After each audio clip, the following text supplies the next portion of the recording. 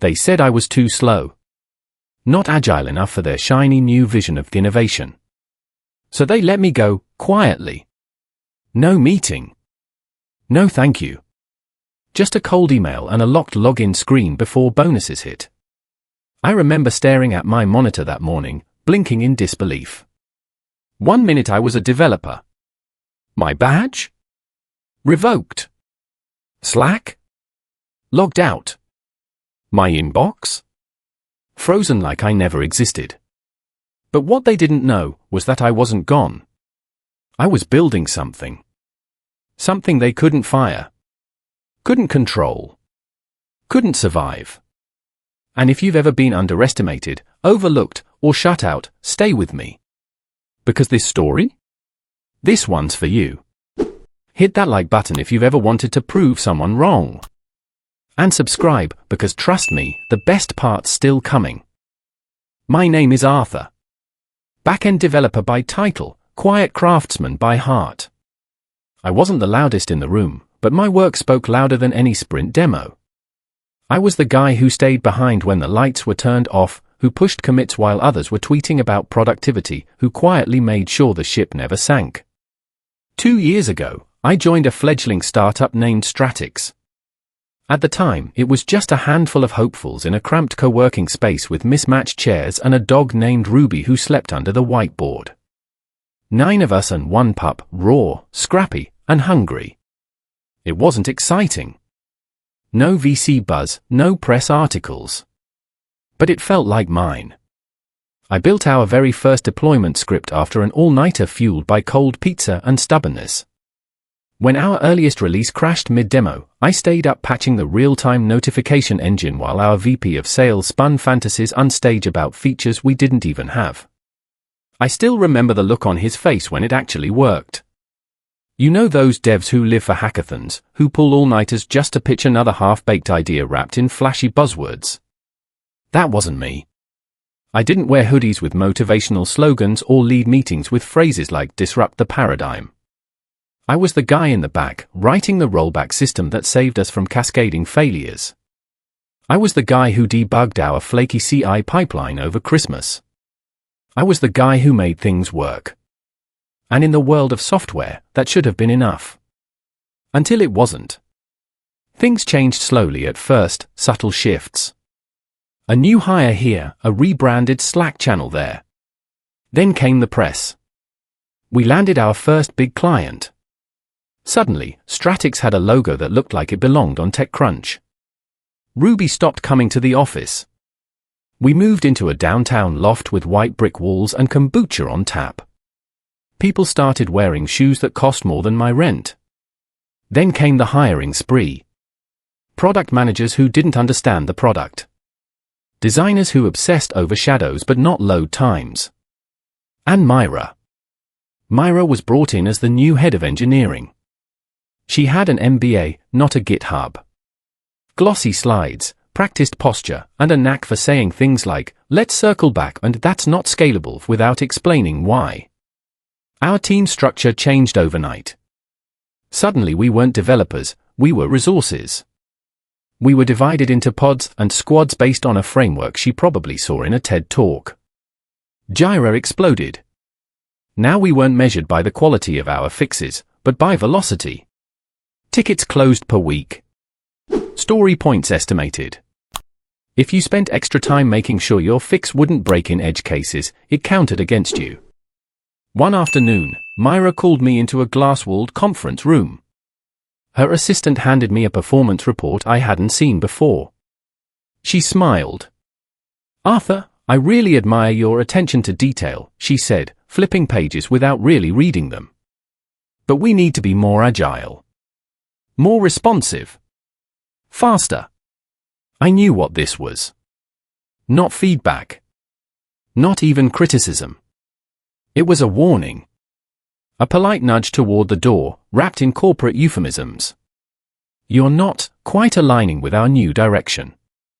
I nodded, because what else do you do when someone already has one hand on the eject button? I returned to my desk. Finished my ticket queue. Reviewed pull requests. Stayed late to patch a middleware issue that someone else had ignored. I didn't argue. I just worked. 2 weeks later, 2 days before bonuses were supposed to hit, I got the email. No call. No meeting. Just a line of cold text. Arthur, due to strategic restructuring, your position is no longer required. Your access has been revoked effective immediately. Just like that. My login failed. Slack kicked me out. Trello boards vanished. 2 years of blood, logic, and sleepless nights erased like I never existed. But you know what burned more than the email? They kept everything. The code base I'd architected. The deployments I'd stabilized. The scripts I'd written at 3 a.m. while half the team was sleeping through deadlines. They took it all. They just didn't want me. I don't remember much about the weeks that followed.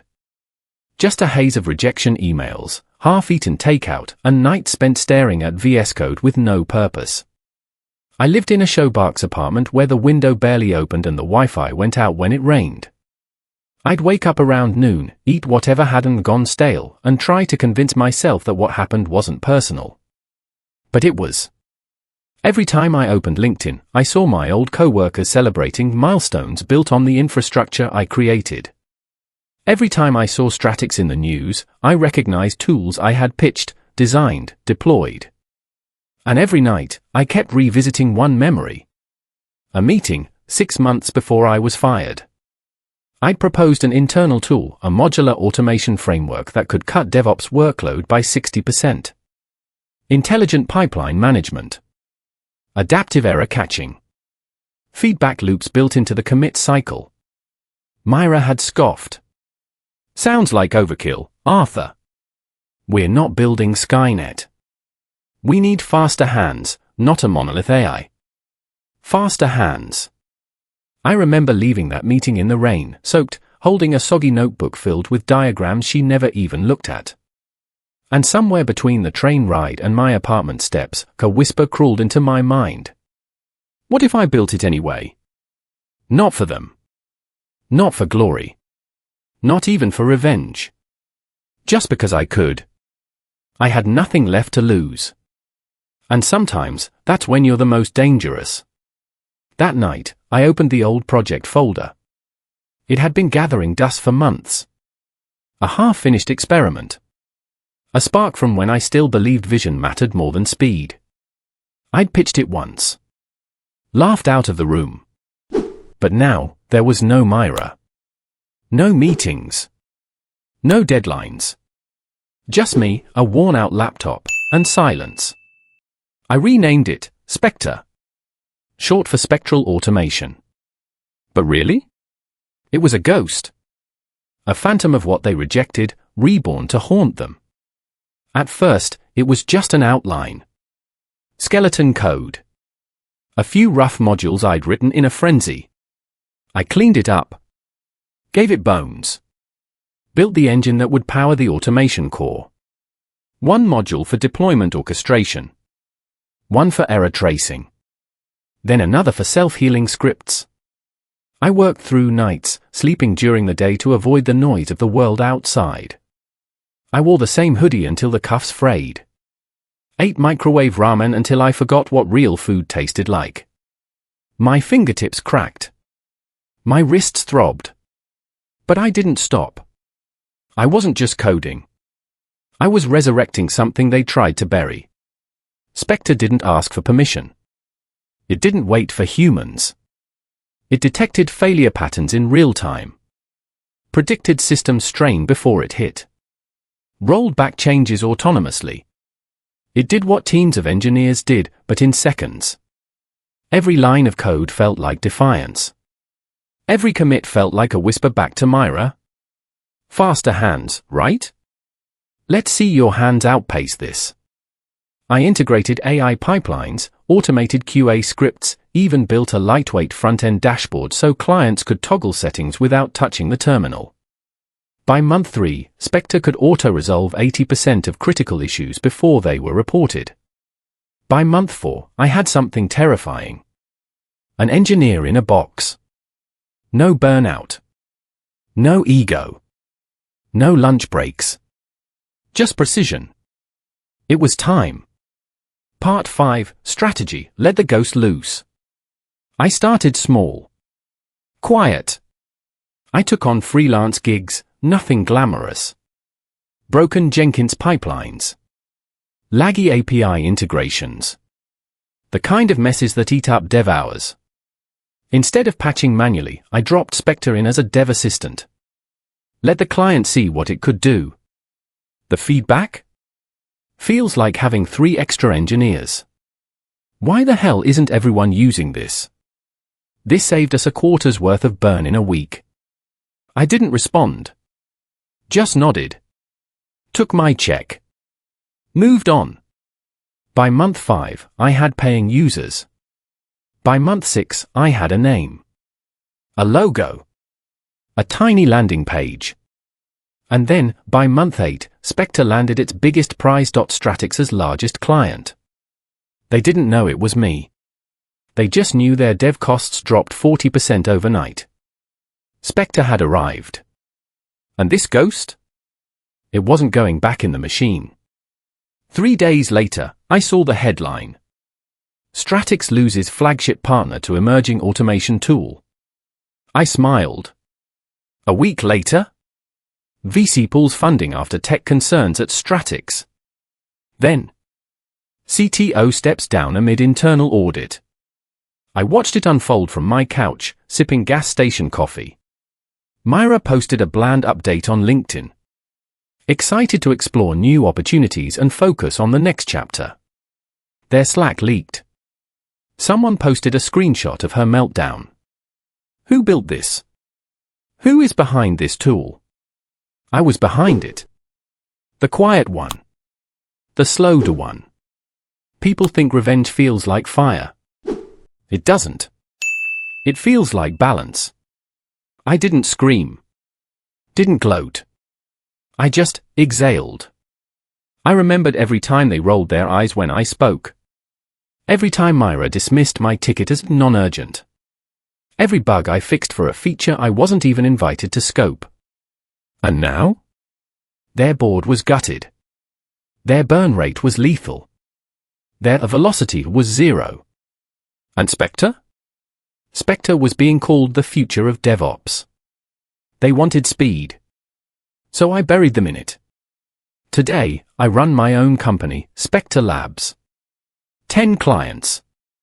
3 devs I hired, quiet, thoughtful, focused ones. People like me. We don't sprint. We don't shout. But when we build, it moves. I still walk slow. Still talk soft.